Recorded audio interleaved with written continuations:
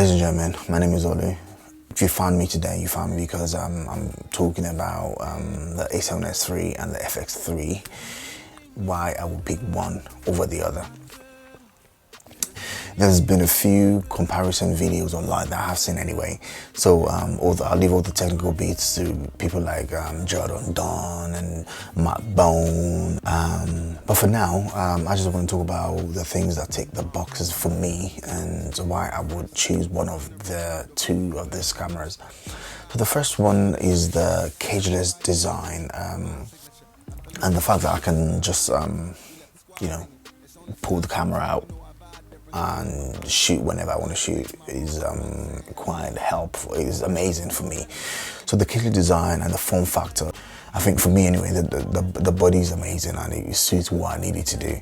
The new firmware update, so that means now that the camera is moved closer to its big brother, the Sony FX6. And so it's sort of taking its place in the middle between the Sony FX6 and the A7S3, which is amazing anyway. Also, there's now new menu, it'll be identical to the FX6 menu, style menu. Again, beautiful. I loved it. I love it. Another thing that set the FX3 apart from the A7S3 is the internal fan. And what that meant, or what that means is, if there's no fan or anything to cool the temperature down, it means I'll be having outages and like pauses and that. So for me, the internal fan is quite handy. Another thing that makes me so in love with this camera, or fall in love even more, is the addition of the tally lights. Gives you like a visual confirmation that you are indeed recording. So the multiple tally lights definitely made me fall in love with the camera. If you're a fan of the FX3, let me know what made you go for the FX3. Another amazing thing about the Sony FX3 is the placement of the buttons. I'm talking about the ISO, the white balance and the iris buttons on top of the camera. And what that means is if I am working in like a very dark environment or I need more light, all I need to do is just toggle on the ISO button and it takes me to the base ISO. So there's a high base and there's a low base. The low base is 800 and the high base is 12,800.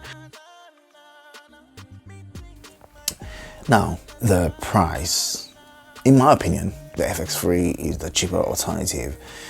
Well, when we're looking at both cameras, the A7S3 and the FX3, I think the FX3 is the cheaper of the two.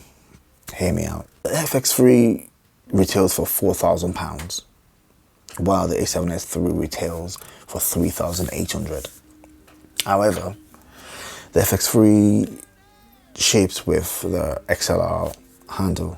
If you want professional audio on your A7S3, you will be looking for like an external sound module. There is one, the K3M, and that retails for about £580 in the UK. So what that means is to have the setup, an identical setup as the FX3, you'll be spending £4,380 as opposed to £4,000 in the FX3. Which brings us back to my point. The first thing is the placement of the power switch. Oh my God, this irritates the hell out of me. I always forget to switch the camera off because of the placement of the buttons. It's so irritating.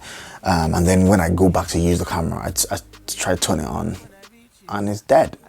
It says battery depleted. Battery life, oh my God, battery life on this camera is shocking.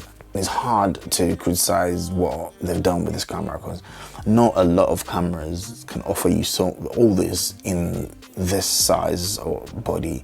One major point that somebody's made that I would say I could agree with is the fact that there's no EVF. However, I've not used my EVF on my A7 III since I bought the A7 III. I never used it. Again, that is probably one of the things that made me fall in love with the FX3, the fact that I had no EVF. It just looks different. Most of us are video makers and we have external monitors already. I have a Ninja V that I use, one of the most amazing products ever made, and that's what does the job for me, really. So on that front, like, good. I don't like the EVF. I think the FX3 is one of the most beautiful cameras I've ever seen in my life. And I know there's a lot of people that will choose the A7S3 over the FX3. So if you're one of those people, put in the let's have a conversation in the comment. Put in the comments what you think of what I've just said.